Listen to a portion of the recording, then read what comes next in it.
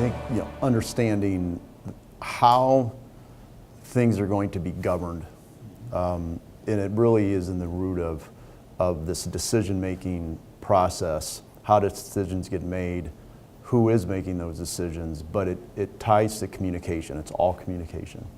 You have to get that right. Absolutely. Communication up, down, sideways. Should it be in email format? Should it be in all hands? Should it be in stand-up meetings every day for 15 minutes?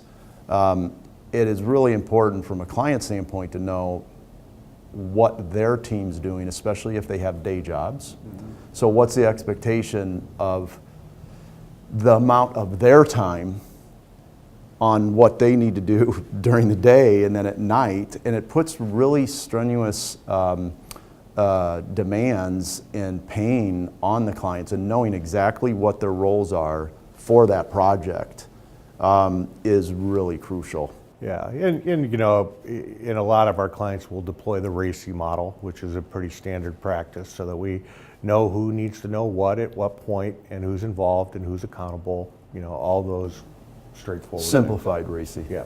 Well, and it shifts, I think, too. I think it depends on the length of the project.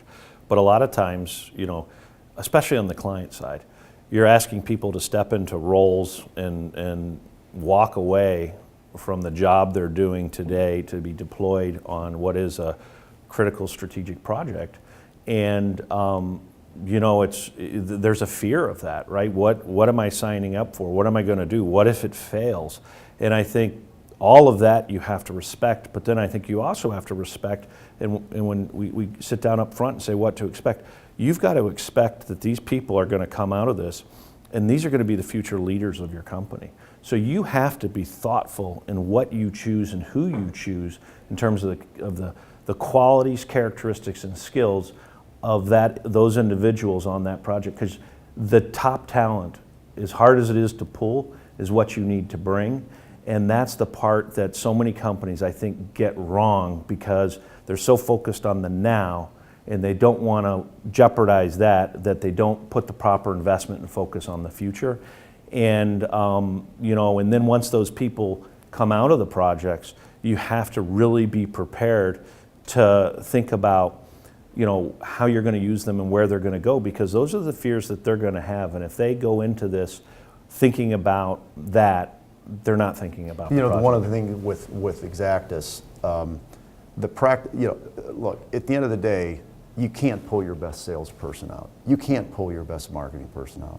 So being a force multiplier and having us be an extension of the management team to fill some of these gaps, whether it's short-term or long-term, is really an advantage we have, that we can do that, because we have senior, experienced people by certain areas to be able to do that, to give them relief. Backfill can work, but may not always work. And it shortens the learning curve, right? So, having the experienced people puts us in a position where we can gain credibility really fast and be able to have, the confidence of the client that the decision-making process is going to work and they're going to get the expected outcome. Yeah, and I like the other aspect of where you were going. I think, what I always like and enjoy is working alongside the respective individuals in these roles and acting as that backfill and seeing our team do that. But so much of this on these types of programs, there's so much work, and I think it's so important for firms to select the experiences for their people that are important for them to gain and learn after the work is done. Because let's face it, we do this year after year. We go through projects and transformations, and so there's a lot of work that has to take place that is important to us if you're going to be a consultant, or important to that aspect.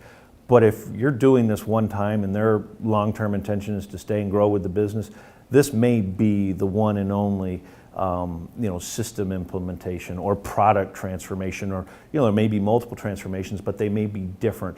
And so some of the core skills around that are not necessary. It's better to go by that, and it's better to have somebody that can coach and tell the people, look, you don't need to worry about all of this, even though you have a desire to learn. We're going to help do that with you, and we'll shoulder that burden. But what you need to really focus on are these particular areas. You need to focus on building the relationships with the team. You need to focus on learning the aspects of not just your functional role in the business today, but take the time to go across the organization, build those bridges, build those relationships with the other partners. That's the focus of your time. And then let the consultants, let the partners stand behind them and focus on, hey, let's get the status report and make sure we capture that. Hey, let's make sure that we're participating in the meetings and that we're aware and that we're doing those communications, because that's important, and it's extremely important. However, that's important for the now. And what's important for the future are those other aspects, and that's where you need to have your people participate.